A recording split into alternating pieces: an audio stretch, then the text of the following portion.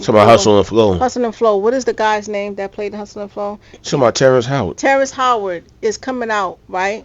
And when you listen to his interviews, he was like, he had dealt with what everybody has dealt with in Hollywood, have been exposed to a lot of things, but he was strong enough to say no, right? Strong enough to stay in his lane and be an actor and not be forced subject to all of this craziness. So if he can do it, then the rest of y'all can do it. Yeah, he about to come up. Right. Not everybody has integrity like him, and he about to go ahead and put all these people on blast. People they think that's not an option, but it is. But when a nigga dangling that carrot, they dangle a lot of. Well, he's an exception to the rule. A lot of niggas is weak. You know they don't have that integrity. Where you would hope that it was the other way around, it just isn't. So because you have too many instances where you hearing this person did this, this person did this, this person did that for to sign a deal, for to be down with this organization, or play a certain role to get this to get this role or whatever. You know what I mean? It's unfortunate. Now, we're not saying that all do that. No. But we're just saying that there's large majority that at one time you were unaware of it. Mm-hmm. It's just that with the way the microwave society we live in, now you see we got everything being shown to us in 1 minute intervals. Every minute of the day, every day, all day, you know. So it's up to us to start to do a little bit of discernment. We got to have discussions like this. We got to have more discipline, so that we also. Can put the information out there.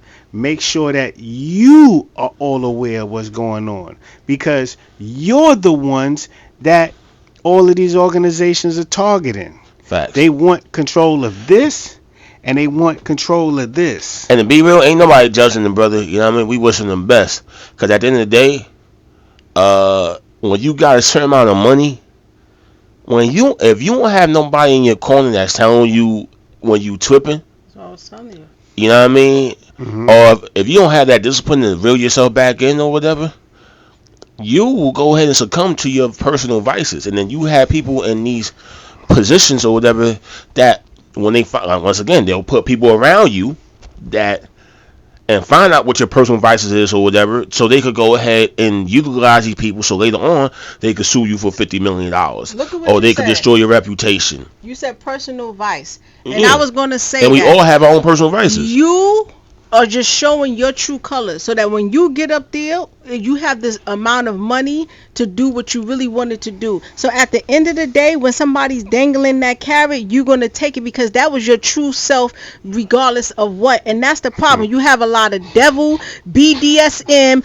ass licking, booty sticking, farting people in the world, right? No, honestly. And then when you climb up the ladder, that was you from the beginning. You just couldn't fund it because you didn't have the money. And so you have to, and this is why, you know, you got to question yourself, and anybody who goes and that means you're just weak. You're a weak person. You have to reevaluate yourself and what you're doing, and stop licking booty holes and stop watching this stuff, because you are the devil itself. Please, I'm just telling you this so that you can get yourself together. Look in the mirror, because who you have become up there is who you were from the longest time. And most of us have intergenerational childhood trauma to begin with. So this is why you have to reevaluate yourself, because you shouldn't be dealing with this. If they dangle the carrot, your spirit should be much more greater.